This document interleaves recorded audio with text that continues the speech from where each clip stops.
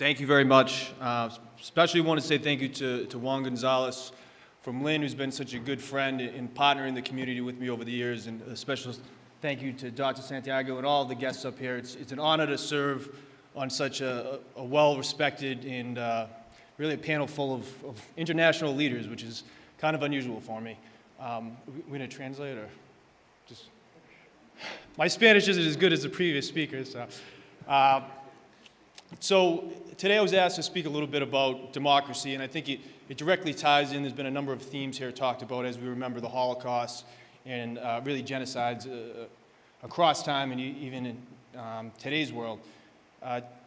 We are so lucky here in America to have a functioning democracy where we have a voice, where we have a vote, and I think all too often we take that for granted. Just to use Lynn as an example, I know we have a number of Lynn folks here today. We're a city of 90,000 people. Roughly half of those people are registered to vote. In this past election, they really decided our new governor, we had a congressional race, a number of other offices. Only 30% of those voters came out. That's not good. We have this ability, this power as citizens here to have a voice in our community, and too often folks stay at home or just aren't really interested in the process. And I think we need to, as a society, really look at the ability we have to choose our leaders and to really fight for peace and prevent some of the atrocities we see across the world. I don't think there's an easy answer to change that voter apathy. I think part of it's on us as government officials to reach out and communicate, what's going on in government and what we're trying to do to make a difference.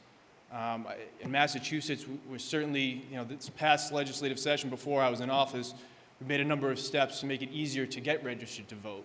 Online voter registration to encourage younger folks.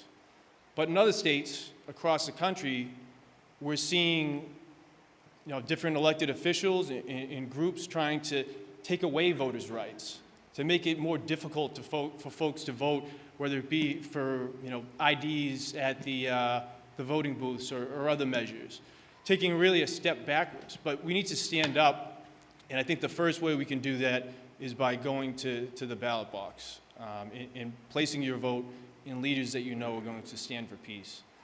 And I think just as important as voting is being an educated voter.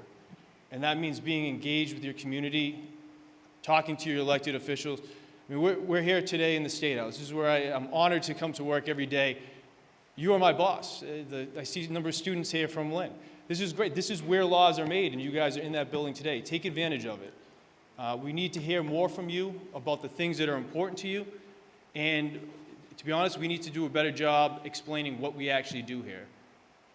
That educational component is really the only way we're going to make a difference, both in the United States and really across the world. So I know today's event is about the Holocaust and about preventing genocides, but at the same point, we need to take a look at the powers that we have here to elect the leaders and to be part of the solution, as a number of the folks here today.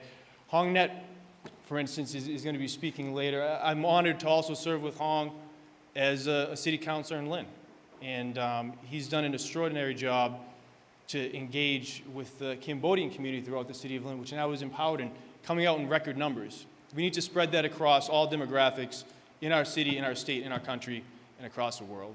So forgive me for rambling. It's such an honor to be here amongst all of you. And I also have to, today we have some legislative deadlines, so I do need to leave, and I apologize for leaving early, but I need to go make some laws. So it was an honor again. Thank you, everybody. Thank you so much.